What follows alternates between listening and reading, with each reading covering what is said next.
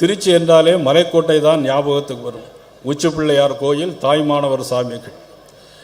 ஆக குடகு நாட்டில் உற்பத்தியாகக்கூடிய காவிரி ஆறு ஒன்றாக வந்து இரண்டாக பிரிந்து திரு அரங்க பெருமானை வணங்கி திருப்பி ஒன்றாக சேர்ந்து கடலிலே கலக்கின்ற அளவிற்கு இந்த நகரம் முக்கியத்துவம் வாய்ந்த நகரம்.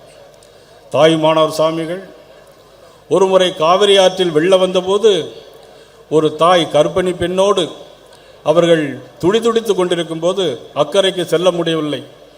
அவர்களுக்கு மருத்துவம் பார்க்க முடியவில்லை, டெலிவரி பார்க்க முடியவில்லை. ஆனால் பெருமானே தாயுமானவராக வந்து டெலிவரி பார்த்து விட்டு போனதனால் தாயுமானவர் சாமி என்று அழைக்கப்படுகின்ற பெருமைக்குரிய நகரம் இந்த திருச்சி மாநகரம். எப்பொழுதுமே திருச்சியில் ஒரு மாநாடு நடைபெறுகிறது என்று சொன்னால் அது திருப்புமுனை மாடாக அமையும்.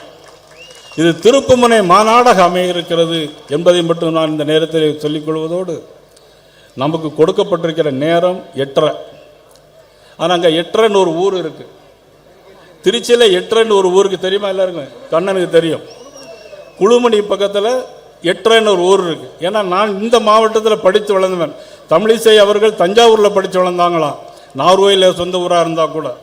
ஆனால் நான் திருச்சி மாவட்டம் பாலக்குறிச்சியில் ஹைஸ்கூல் உயர்நிலை பள்ளியை படித்தவன். அதனால் இந்த ஊர் முழுக்க எனக்கு தெரியும். அதனால் 8:30 குழுமணிக்கு அடுத்தால இருக்கக்கூடியது 8:30. நமக்கு கொடுக்கப்பட்ட நேரம் 8:30.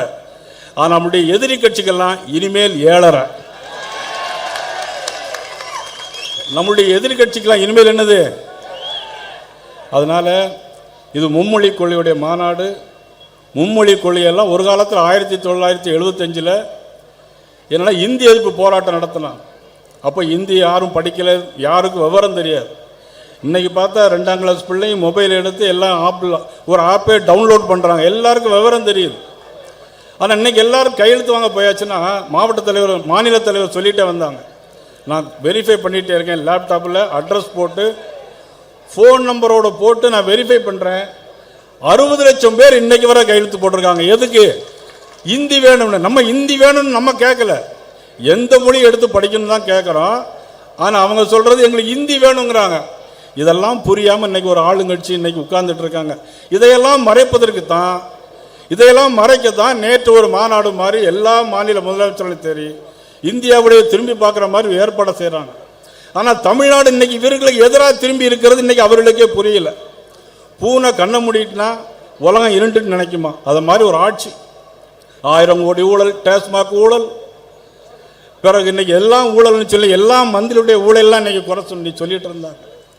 ஆக நான் இந்த கூட்டத்தின் வாயிலாக தெரிவித்துக் கொள்வது, 2026 நம்முடைய ஆண்டாக அமையணும். இவ்வளோ பெரிய கூட்டத்தை கூட்டியிருக்கிறோம். ஆனால் பாரதிய ஜனதா கட்சிக்கு வந்து நான் பல கூட்டங்களை பார்த்துருக்கிறேன். நீ எல்லாம் வேறு கொடுத்தோன்னு எல்லாம் வர்றீங்க, காசு இல்லை பணம் இல்லை வர்றீங்க, ஆர்ப்பாட்டமாக இருக்கிறீங்க. மாநிலத்தில் அண்ணாமலை வரும்போது வண்டியில் இறங்க முடியல. ஒரு காலத்தில் புரட்சியில் எம்ஜிஆருக்கு தான் அப்படி கூட்டம் இருக்கும்.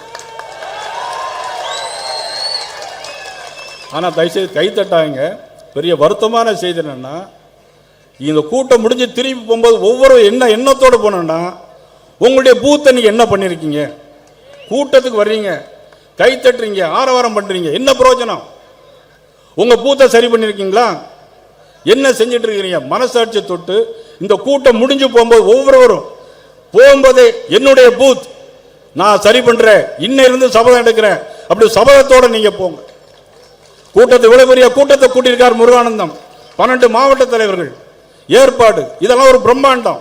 உங்களை ஒரு ஊக்குவிக்கிறதான ஒரு செய்தி. இதையே நம்பிட்டு இருக்க கூடாது, இதே வந்து மாயை.